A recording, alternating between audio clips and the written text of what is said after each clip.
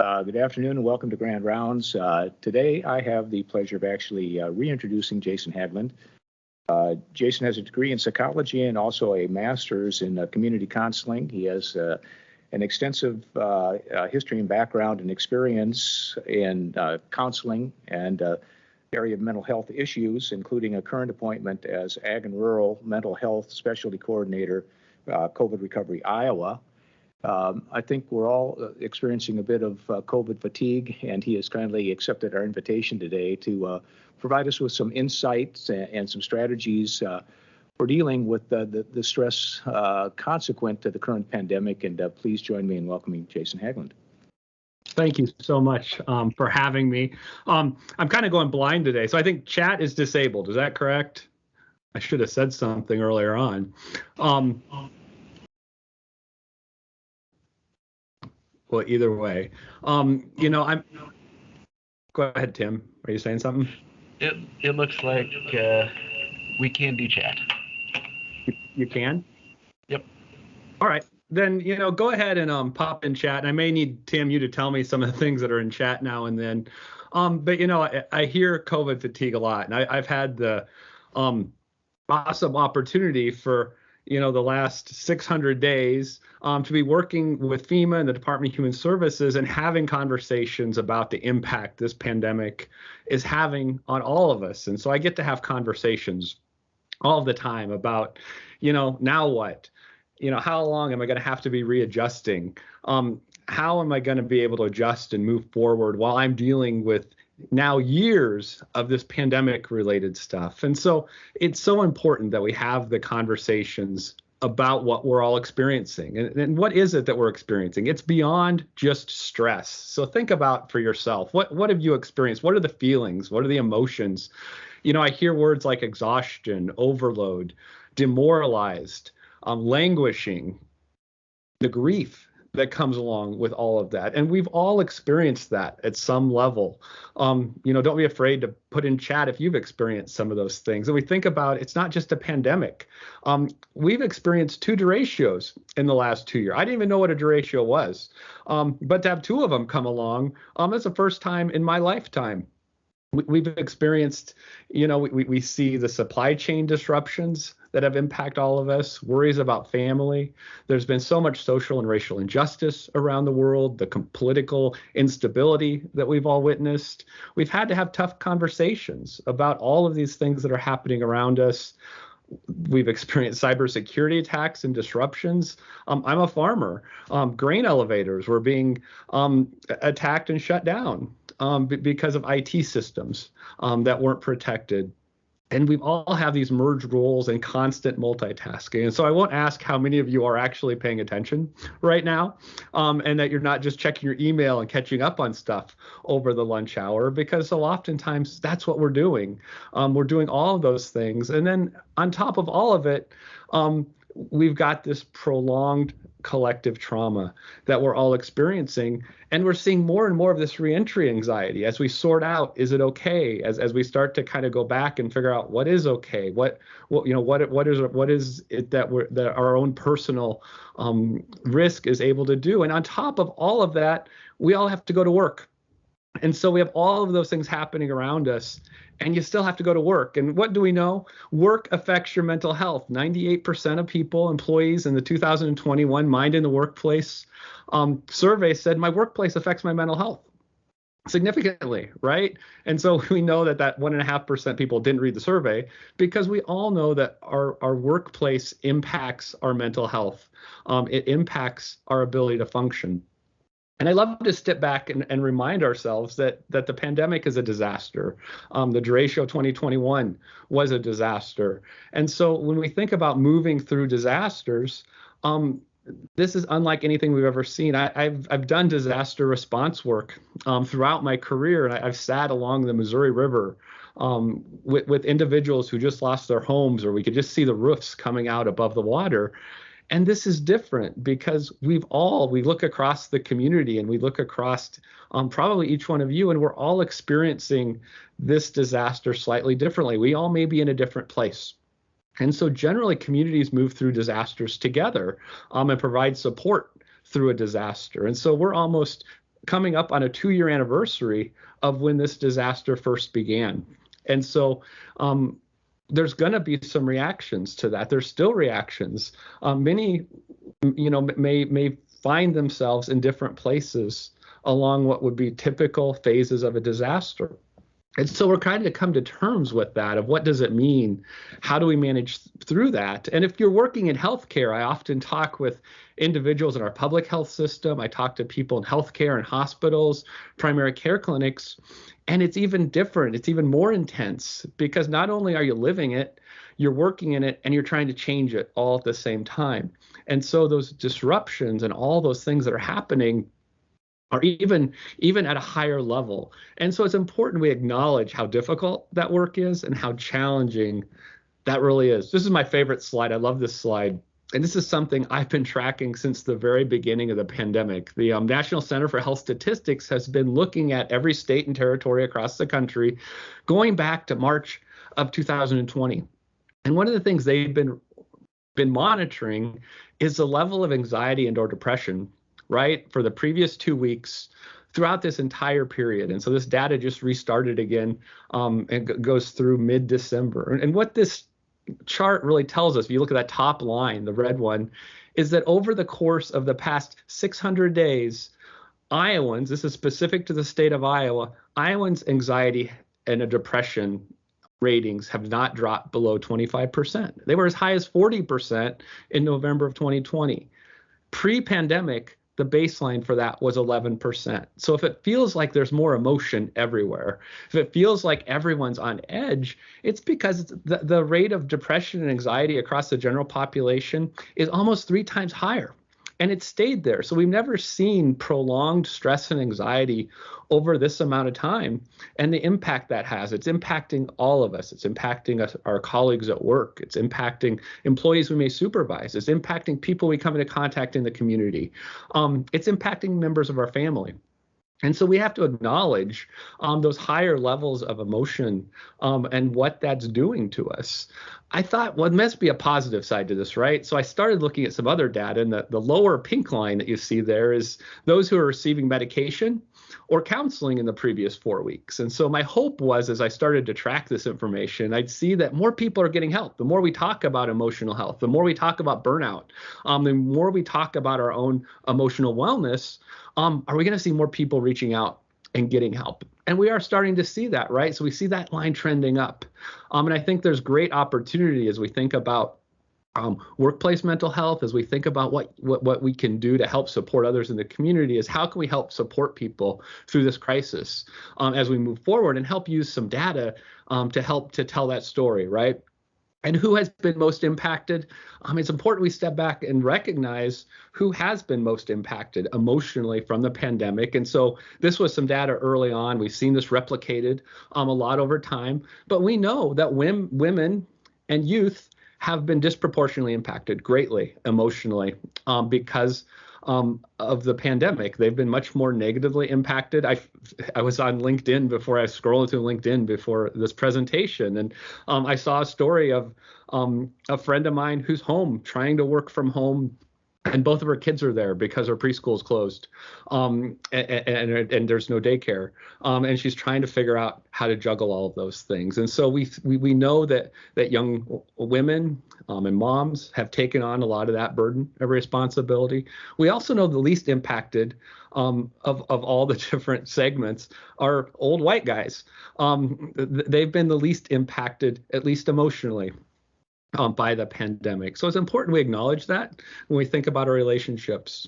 Now, we talked about increases of depression, anxiety, and maybe you found yourself, I know through the month of December, I find myself now and then. What do Iowans do? Generally, when they're anxious and depressed, what are we seeing the statistics tell us? Drinking a little more. And so if you found yourself with an extra glass of wine at night, an extra glass of scotch, maybe another IPA, certainly I know that now and then I find myself, trying some different IPAs just because what else are you going to do when it's really cold outside and everything else happening? But it is a concern because we're seeing definite increases in alcohol use and the negative consequences that comes from those increased uses. We talk about all those things because these things also lead to burnout. And so I've done some great presentations with a colleague from Drake University who really works in the space of looking at, she really works, she's in the School of Pharmacy. And so she looks at the burnout rate of pharmacists across rural Iowa and does a lot of great work around burnout and looking at what's going to happen in some of these sectors as we look forward and how are we going to deal with workforce issues. One of the things that we're looking at is we didn't even talk about burnout, in the 70s and the 80s, but, here's just an example of PubMed hits for the term burnout. And we can see that year over year, we're talking about it way more than we ever used to in the past. And I think that's really interesting because that's something I read about every day when I open the newspaper now. I also think about public health and healthcare workers, the impact of mental health, the impact emotionally that we've seen over the course of the last 600 days. And overall, we know that public health workers and healthcare workers are higher risk for depression, anxiety, PTSD than the general population. And so this was just another way of looking at that to acknowledge the stress that we see many of our first responders, frontline healthcare workers, and our public health department workers. And I tell you all that to ask you the question, how are you doing? And when I say, how are you doing, I mean, how are you really doing? So oftentimes I go into workplaces or I talk to folks and all the time people are saying, well, I ask how people are doing all the time. And I ask, do you really ask, how are you doing? Because if you really want to know how someone's doing, you need to have 15 or 20 minutes to sit down and hear what they have to say. So I challenge all of you, when you think about your teams that you work with, when you think about your colleagues, your coworkers, even your family members, when you go and ask how someone's doing, do you really mean it? Or is it kind of just an acknowledgement in the hallway as you're walking by that you want to ask how they're doing, but you really don't want to know? So oftentimes we may not be in a place where we really want to hear how someone's doing because we may not be doing all that great ourselves. But I think that it's really important that we ask ourselves right now, honestly, how are we doing? Are we doing okay with all this? And if we're not doing very well, what are we doing about that? Where are we turning to if we don't feel like we're doing very well? And so I'll share a little bit about myself, completely unrelated, but I happen to be a fifth generation farmer as well. And so I often ask myself, because farming is kind of an up and down thing, right? How do I keep going? I'm looking forward to spring right now, and I'm trying to figure out some new technology packages I'm using, doing a lot of stuff with chemicals that now I can't get my hands on and nutrients that I'm having to stockpile already because I can't wait till spring because I may not be able to get those items. And so I think about the challenges that I'm facing just doing that, and it feels overwhelming. It feels overwhelming on a regular year, but yet a year when things are so mixed up. And so as I think about that, I find myself at this intersection a lot. Have any of you found yourself at this intersection? This is an intersection I feel like I sit at a lot. Pop in chat if you have sat here before. Sometimes it feels like I have no idea which direction I'm going, what I want to do. It feels like everywhere I turn is wrong. And so sometimes I sit here and I think it doesn't matter what I do. It seems like the wrong answer. So the more I have to decide, the more I get stuck, the more I get paralyzed. And it becomes harder and harder to make decisions. And so, as you think about decision fatigue, that's where a lot of us are at a lot of time. And so I talk to people more and more, and they find themselves at this place of, I don't know which way to turn. I don't know what I'm doing. I have too many choices. And I'm just overwhelmed. I'm feeling overwhelmed all the time. And so frequently I hear people tell me that I'm overwhelmed at work, I'm overwhelmed at home. And so sometimes I feel like I'm just going through the motions, and so that's what leads to burnout. That's what leads us to not being the best that we can be in all areas of our life. And so it's important that we acknowledge what decision fatigue is And what are some of the symptoms that we see of decision fatigue? And so I've seen this play out so many times. I've been doing a number of presentations for a huge insurance company that's bringing people back to work. And we kind of saw this play out, and we see this a lot with boards of parole, right? And so there's been a lot of data and there's been a lot of research of that. And no matter what you're charged with, if you go in front of a parole board, you're more likely to have a positive outcome if you're there first thing in the morning or first thing after lunch, because everyone's fresh. As the day goes on, as the parole boards hear more cases, they start to get stuck. They have too many. They start to then just say no, because that's the easiest thing to say. I've seen the same thing with presentations I do, where we can have a lot of interaction. And I've seen the 11 o'clock time slot. No one's in chat. No one's there. And sometimes then I see at 1 o'clock, everyone's chatting, everyone's communicating, people are talking. And so that's real. We see that decision fatigue. We see that interaction happen in lots of different ways. And so it's important that we recognize that and think about, how does it impact you? How does it impact the work that you do? And what can you do to start to buffer that and start to make sure you can manage that in a way that works and is healthy? And so I've really thought about how can we better talk about these things? How can we think about things in a way that's healthy and positive? And so I've really, I kind of like this, that there's lots of right ways to do things. And so instead of focusing on, it feels like everything's wrong, let's focus on, we have lots of paths to get to our destination. I oftentimes, when I'm going somewhere, I don't even know where I'm going anymore. I just pop it into my maps in my car, and I always get 3 routes I have to choose from. And so I look at that and I go, well, which route am I going to take? There's always 3 choices generally on my Apple Maps app. And so I can choose any one of those. One route usually takes a little bit longer. One route might take me a different way, and it doesn't make a lot of sense, but all of them get me to the same destination. And so how flexible are each one of you as you think about this, in being flexible and sometimes taking the long way, sometimes taking gravel instead of the interstate? If it gets us to the same destination, is it okay if we're doing that? And so it's really helpful when we think positively about how many right ways we can do things. The right way might not be the way you would do it personally, but if it's a way that gets someone to the end result, then that's great. And that can help us then to move forward and not be stuck. I've really liked the work of Esther Perel. And I really love this quote because I think it really helps us to understand where we're at, that mass disasters create grief, confusion, loss, distrust, and fear that transcend our individual experiences. Collective traumas require collective healing. And so we have to recognize that we can't do this alone. Individually, as we look at the trauma and the collective traumas that people have experienced individually, along with the mass traumas that we're all experiencing today, that we can only heal those things as a community. And so how is our community going to be able to come together to help to support us moving forward? And part of that moving forward has to be to acknowledge our grief of the many things that we have lost, not only the physical losses in the people who have died from pandemic-related illnesses or COVID-19, but also all the things that we've lost in the jobs that we thought we would be doing, in the ways that things have transitioned and changed and adapted that we would have never dreamed of doing differently. I talk about this a lot. I'm a Kiwanian, so I'm part of the Ames Noon Club. And I never would have dreamt if I would have said 700 days ago, hey, let's stop going to the country club for lunch every Friday. Let's just meet by Zoom. I don't think that conversation would have gone very well. And I don't think anyone could have fathomed that that would be something that we would be doing for over a year and a half.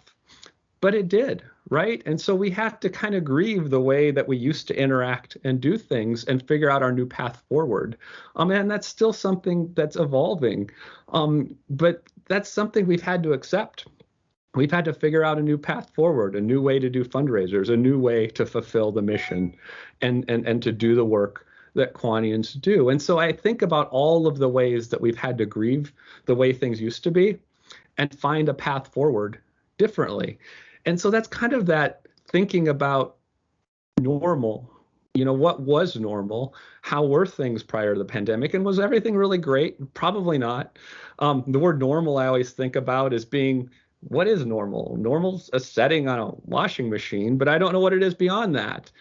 And so as I think about my own well-being, as I think about how do I help support well-being in other people, it doesn't matter what words that we use. And so I see articles every day. Some are about self-care, some are about recovery, some are about wellness, some are about community care, and some are about developing resilience, right? It doesn't matter which one of these words we want to use. We need to think about how do we promote well-being, both physical and emotional, in ourselves, our coworkers, our family, and our community, so that we can do better, so that we can help support those who are struggling, and so that we can be healthy, so we can be there to support others as well. And so I always think about it as I started talking about this, I started doing some work with colleagues, and they're like, well, this is just like sports psychology, Jason. Don't you know sports psychology? And I'm like, oh, wait a minute. I do know sports psychology. I was part of a class in undergrad. And so you can see a snapshot back in history of me there. I met my wife running a marathon. When I was at the University of Northern Iowa, I took a class. It was 80% psychology and 20% physiology. And over the course of a semester, we trained. If we ran a marathon, if we crossed the finish line, we got an A. If we didn't cross the finish line, we got an F, right? And so what did I learn during that class? I learned that every day I needed to follow my training regimen. I needed to eat healthy, and I needed to think about what I was going to do so I'd be stronger the next day, so I could come back and train and get my next level of preparedness ready, so that by the end of all of my training, I'd be ready for that 26.2 mile race. Occupational recovery is the same thing. What do you do every day for yourself so that you can come back and be even better the next day when you go to work? And so I think about how oftentimes we short ourselves on sleep, how oftentimes we short ourselves on the things that we need to do to take care of ourselves because we're doing things for other people. And so I like this concept of occupational recovery, because it helps us think about what are we doing so that we can refill our cup every day? What are we doing so we can refill ourselves emotionally every day? Because if we're going through life depleted, emotionally depleted, physically depleted, then are we really being our very best? And how can you put those supports around you so you can hold yourself accountable to make sure that you're reinvigorated every day for whatever the work is that you want to go back and do, right? And so well-being is on multiple dimensions. And that's why it's so important we acknowledge our emotional, physical, social, workplace, and social well-being. All of those things are important as we think about how do we function and how do we move forward, and how do we do that in a way that promotes the best from everyone. And when we do that, it's going to protect us from that emotional exhaustion and that compassion fatigue that we're all experiencing. I know in the work that I'm doing, I was just meeting with a team before I did this training, and we were talking about the compassion fatigue that we're all experiencing as we continue to do the outreach and the work we do with COVID Recovery Iowa in helping to support folks who are struggling with all of the things we're talking about, burnout, the exhaustion. How do we talk about it? How do we talk about it in our workplace? And all of those things are really important to have those conversations so that we can acknowledge that. And it's normal, right? Part of it is just acknowledging that in great times of chronic stress and uncertainty, we're going to be exhausted, and we're going to have time. There's going to be times we experience burnout. And that's not the end of the world. It's okay to go through periods of burnout. What we're worried about and what we want to make sure that we're helping people understand is it's long periods of chronic burnout is what is really detrimental to individuals. And we want to make sure that we're having conversations and helping connect people with supports when those things are happening. You can't do a talk like this without a quote from BRENÉ Brown. And what's the number one thing we can do for ourselves? It's to set boundaries and say no. The most important thing that we can do is say no. I need to do this for me. It kind of goes back to that, the old story of if you're on an airplane, the oxygen masks come down, whose mask do you have to put on first? You have to put on your own first so that you can help other people to put their masks on. It's the same thing here, that sometimes we have to say no. Sometimes we have to set a boundary and say, no, I need to take this time for me. And that can be really hard sometimes, because most oftentimes people will say they don't want to say no because they don't want to disappoint their supervisor, or they don't want to disappoint a loved one. But it's really important that we do that, because it's okay to put yourself first sometimes. It's okay to say, you know what, I need to do this for me. And so think about what you can do to set boundaries, to practice those healthy conflict resolution skills. I was recently on a flight. I was traveling. I do a lot of work out of state as a consultant, and I was traveling, and it's been a while, right? I've traveled personally for some things, but it's been a while since I've been doing a lot of business travel. And so I struck up a conversation with the crew of our plane and just asked them, how is it going? How are you doing? And they said, this is the first time someone's asked us how we're doing and listened. And so I really try to practice the skills that I share with you, because that's how we create that community again. That's how we come back to truly supporting each other. And to my surprise, before I disembarked that flight, I got a written postcard telling me where my gate would be leaving for my next flight for the next leg of my trip. And I'm like, well, this is new. I didn't know we got personalized notes when we fly these days. And then I realized not everyone gets a personalized note. So, but it was really exciting. And so I encourage you to think about what gestures of kindness can you do where you could help to support someone else who may be struggling, who may be in a place, maybe in a really difficult position, and really feeling fatigued, feeling overwhelmed. And how can you help to change their day? How can you help to support them? Because sometimes those things can be reciprocal, and can help to move everyone to a better place emotionally. Finally, I'm a farmer, so I always like to talk about plants and other things. And so I always think about, I'm like, well, what could be an analogy we could use? And so I always like to go, especially this time of year, to some of my favorite places. And so I think about this fig tree in Santa Barbara. And so I don't know if anyone's ever visited the Mortensen Bay fig tree in Santa Barbara, but it's this huge, gigantic, it's one of the world's largest fig trees. And so I was there last summer, and there was a fence around this fig tree. And I'm like, well, what's wrong with the fig tree? The fig tree wore a sign. And so I often use this as an example of, unfortunately, people don't wear signs to tell us what's wrong with them. Sometimes things are not okay, but everything looks okay on the outside. And that's how this fig tree looked. This big, beautiful tree was undergoing a pest control order because its roots were being eaten by some type of pest, right? And so that tree wasn't near as healthy as it looked on the outside. And so when we think about our emotional health, sometimes people aren't as healthy as they appear on the outside. Sometimes people aren't always as healthy as they appear in their Facebook posts and on LinkedIn, where everything's smiling and everything's a story. Sometimes people are really struggling, and we don't wear signs. And so we don't know what each other looks like. We don't know those things that are happening underneath the ground, right?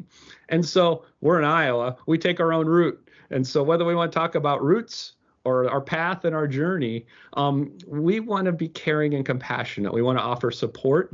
We want to acknowledge our own personal grief and acknowledge other people's grief.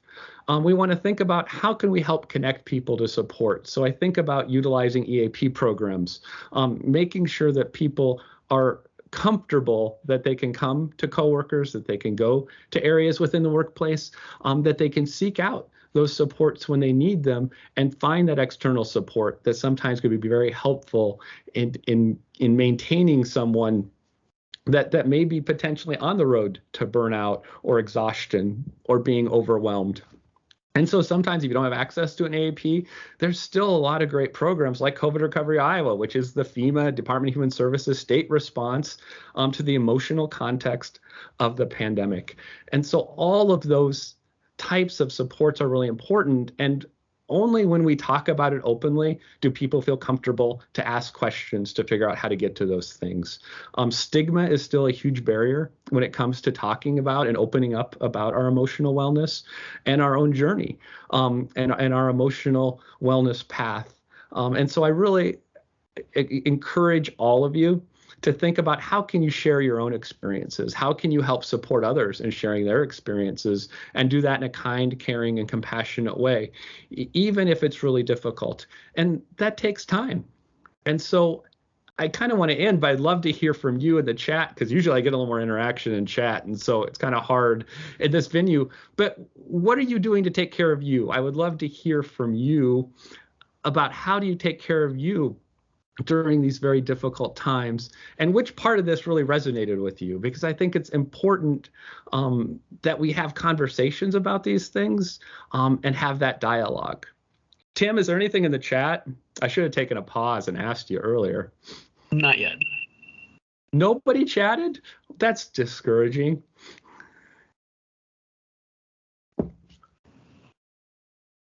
Oh, exercise just popped up.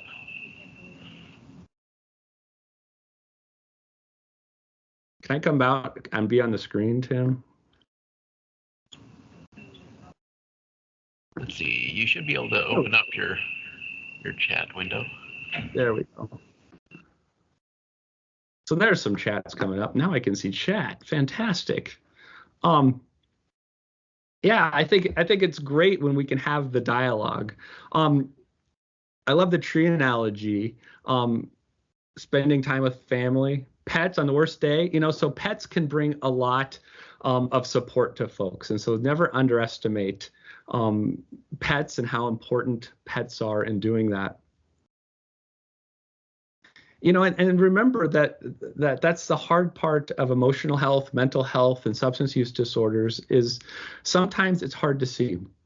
And so just like as we think about the analogy of the roots, we don't know what's underground. We can't always see what's underground. We can't always see those things. Count your blessings every day. Exercise and talks with family and friends. That's it's not a tough thing to talk, but certainly it can be a little more challenging when we're in the middle of Iowa. It's going to be warm out today. But it's certainly seasonal affective disorder, as we think about some of those different challenges, are very real. And so that is definitely something can be very difficult.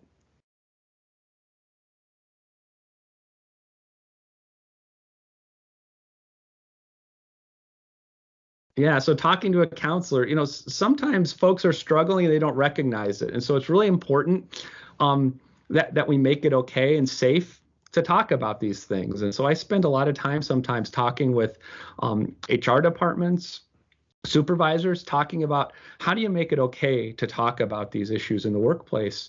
We know that that's an expectation now of most workplaces to create an emotionally healthy environment. And so how do we do that? How do we make it a safe place to talk about our emotional wellness and then support each other, but do it in a way that we still have boundaries. Do it in a way that we guide people to those formal supports that are available, like your EAP programs, so that coworkers and others can have the supports they need. Or maybe it's a neighbor or a friend who needs that support. I love somebody said bubble baths and wine, just as long as there's not too much wine, right? And so finding balance is always important. And in all of the things we talk about here, it's really important to find balance.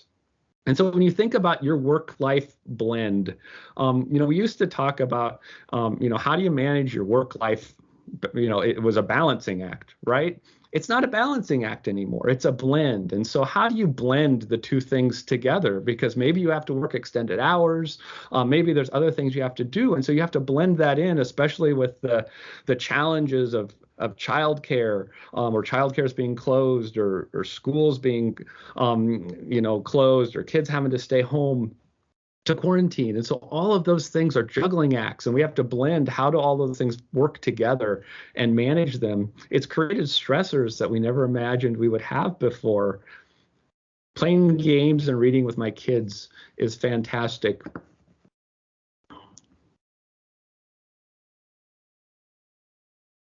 So as we end here today, think about what's something you can leave here and do. What can you go and do for others to help to share this message that it's okay not to be okay? It's important that we acknowledge where we're at, what you're doing, how difficult the task is that you're all doing, how difficult the work is that we have moving forward is to do. And so how do you acknowledge that, and how do you take time for your own, whether you call it self-care, occupational recovery? What's something you do for yourself? And I guess I would just leave you with this. How many of you do one thing for yourself every day? Whether it's just 10 minutes you take and do a Sudoku, whether you're doing yoga, meditate, go exercise at the gym. How many of you do that and put that activity first? So oftentimes I do these presentations and I'll have about 20% of people say, I don't do anything for myself every day. I don't have time. And so I really challenge you. Oh, somebody has a massage recliner. That's fantastic. Sometimes for me, it's just running out and jumping in the hot tub because there's nothing better, because it's always 103 degrees, no matter how cold it is outside. And so think about those things that you can do for yourself that just give you that 15 or 20 minutes of rejuvenation that you need. And I really challenge you to then to encourage other people to engage in those activities too, because also often people aren't taking the time for themselves, and it's impacting their relationships, it's impacting their ability to work, it's impacting them in other areas of their life. And so how can you be supportive of other people in carving out time for them to do what's best? Is there any questions or thoughts?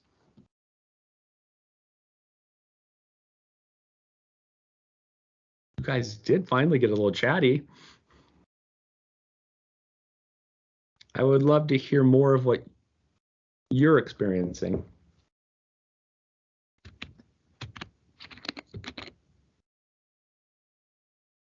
It takes a minute sometimes to load.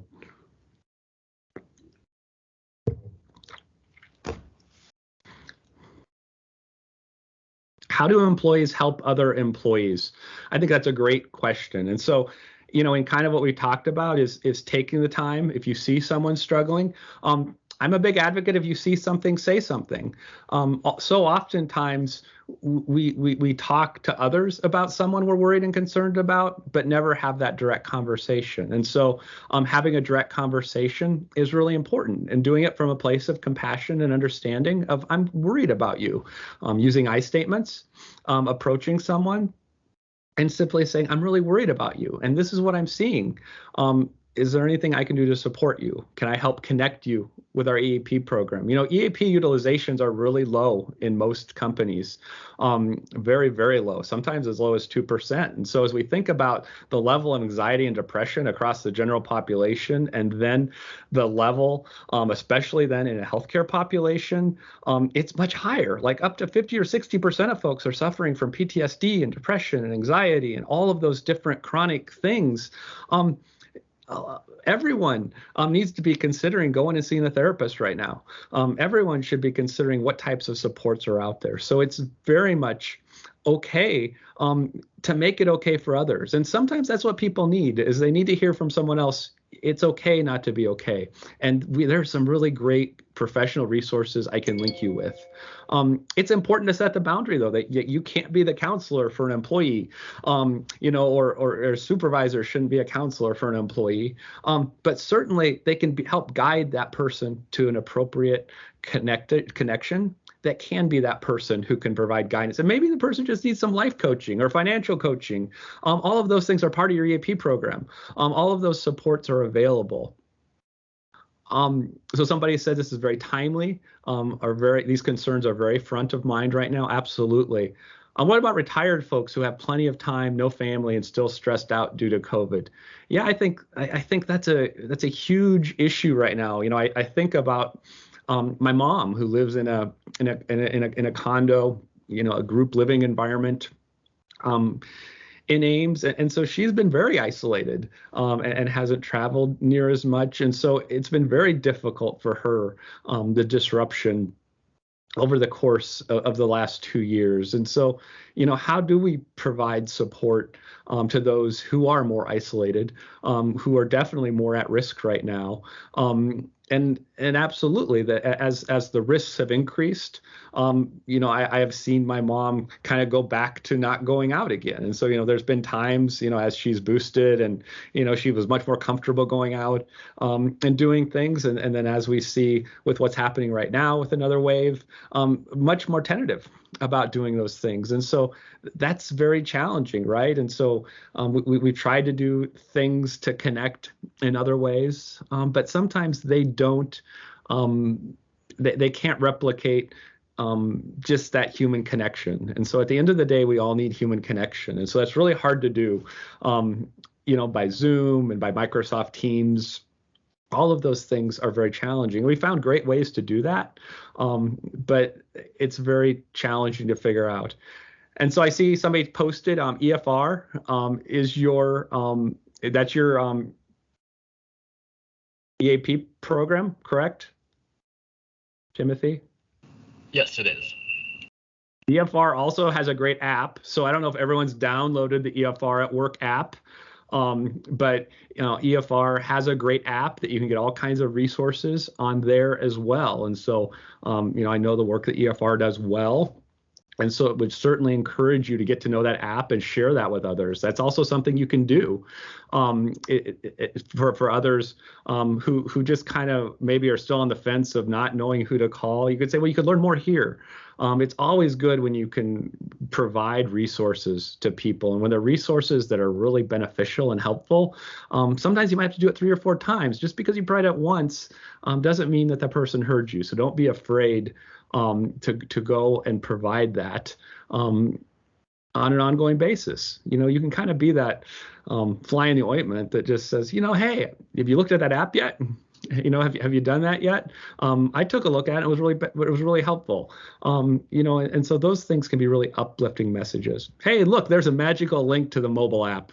Isn't that great? You guys are getting all kinds of benefit out of this. What else would you like to talk about? We have a few more minutes. I think sometimes the conversation is more important than sometimes the content, because it helps us to think about what can we do, where can we go with this, how can we make this information relevant and important to us, and how can we implement these things that we talk about. Because I think that's the hard part. Sometimes it's easier to tell other people what they should do. Sometimes it's harder for us to take action for ourselves. So how do you encourage those to find the 15 minutes when they don't feel they have to carve out for self-care? So I would challenge that everyone could find 10 to 15 minutes somewhere in their day. And I think that you have to make it a priority to do that. And so I encourage you to think about how you can do that. It's individualized. Everyone has to find their own thing. And so when you think about what is your thing, if you find the right thing, you're going to want to spend the 10 or 15 minutes for that. And so encourage people to get out of the box and get out of their comfort zone. I was never big into yoga until somewhere throughout COVID, my wife was like, here, you should try yoga with me. I loved it. One of the things I never do when I run still is stretch. And yoga was a great avenue to do that. And so I've kind of tried to stick with that. So there's a lot of things that, as a 5th generation farmer, you wouldn't expect me to be doing yoga, but there's a lot of great things to do once you kind of get out of your comfort zone and figure out what you can do. And those things are very rejuvenating. And so I always challenge people of, well, have you tried that? Use motion as emotion, being mindful. So mindfulness is fantastic. And so there's so many awesome things that you can do. And so I think just talking to others about the positive impacts they can bring can maybe help bring people along. So oftentimes it feels like these days we're shamed for not doing things. And so I really like to approach it from the positive of, well, if you try something you don't like it, there's always something else. And just keep having the conversation and keep moving it forward. Physical activity is really important. Physical activity is very important, especially as we think about trauma.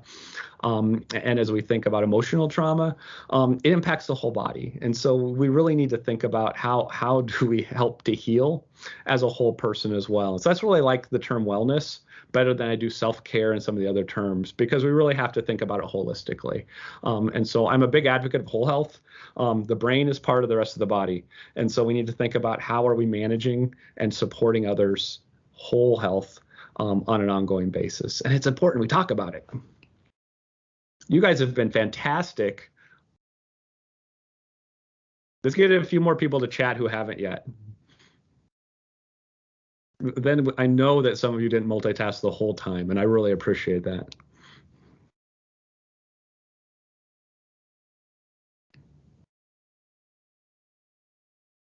This is one of the many challenges that I still find myself in, is when you're not in the same room with people, sometimes it's harder to solicit feedback and get people's attention. It's part of our learning curve, and we have so much opportunity to continue to learn as we move forward.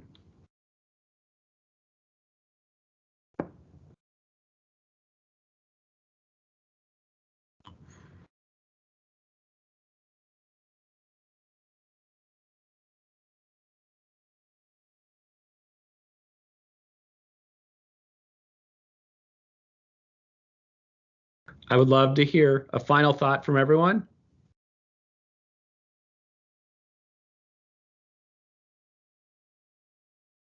Of how you're going to utilize a nice afternoon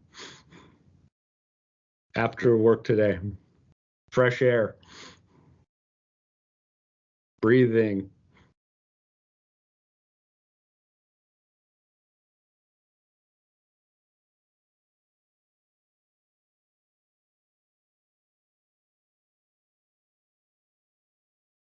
All right, we have some going for a walk. Somebody says a lot of younger nurses are struggling emotionally with new challenges.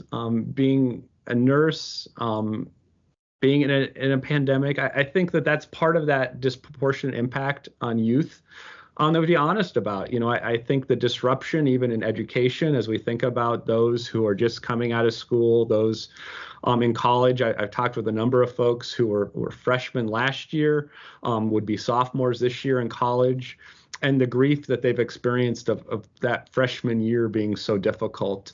The difficulty in just training programs and getting practicums completed, the difficulty in internships, the disruptions experienced through all of that has been significant. And then the online learning, especially, as we look at college and graduate school, has been very disruptive in the educational process. And I think the best thing to do is acknowledge the difficulty with that, and try to have some open conversations about what can be done to help to support and think differently sometimes in the workplace around how can we support some of those things. Is that stress caused by gaps in knowledge and understanding? Is it caused by other things happening at home?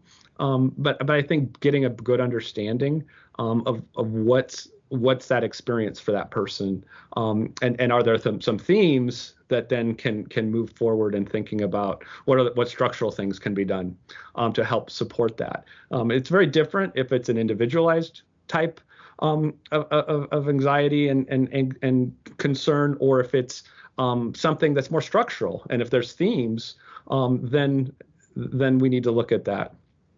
You're welcome. I didn't talk about DNA. You're right, I didn't. So I'm glad I could bring a little joy to your heart today. A teacher, and so sending support to my daughter, who's a teacher that's vaccinated but has COVID now. Yeah, and it's really difficult right now, as you know, and many of you in the medical field know just how difficult it is right now. The way there's lots of healthy younger people, for sure, being impacted. And so as we think about that impact, and how it's so frustrating, for many of you in the medical community, we have to all figure out how do we reconcile all of this, and how do we develop some community moving forward. And that's part of that disaster response, right? And so there's a lot of healing to be done. Yeah, talking about the elephant in the room has been a good start and cathartic. Thank you very much. That's why having these conversations can be tough, and sometimes we shy away from these conversations, but don't be afraid to have them.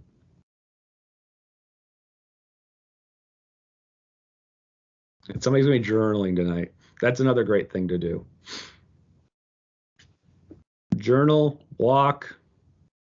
Did anyone go into the gym? Probably nobody goes to the gym anymore. You work out at home? I guess you just can't go to the gym. See, I still get stuck back 700 days ago.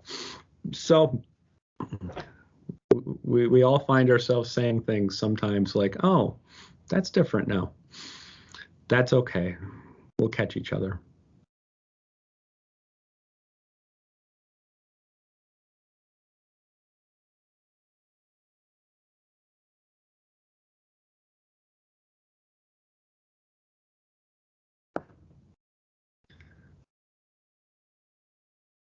Well, I appreciate the opportunity to speak to all of you. It looks like we're losing a few people.